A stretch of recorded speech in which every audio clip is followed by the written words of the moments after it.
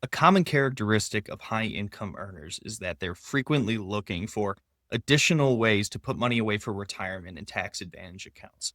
And from time to time, I'll get the question of, George, we're looking to maximize the amount of money we're putting into our Roth IRA or Roth 401k. What are our options?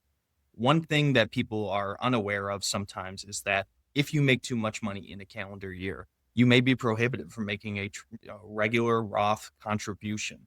However, the concept of a backdoor Roth contribution can be very useful to these individuals.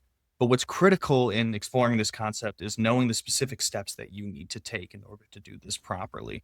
Typically, you'll have to make a non deductible contribution to an IRA and subsequently convert that money over to a Roth to make a backdoor Roth contribution. Another item that people aren't aware of when it comes to this process is if you have money in an IRA that is pre-tax and has not been taxed yet, and you go through with a backdoor Roth contribution, you may be triggering additional taxes through something called the pro rata rule. So it can be really important to coordinate with your accountant and get a sense of, okay, what accounts in terms of IRAs do I have out there? Is there any taxable money inside of those accounts before you go ahead with a backdoor Roth contribution?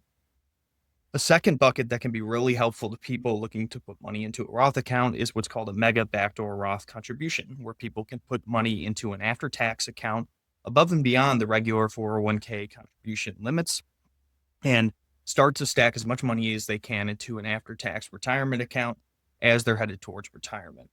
But again, it's good to be aware of the different issues that may come up as part of this process.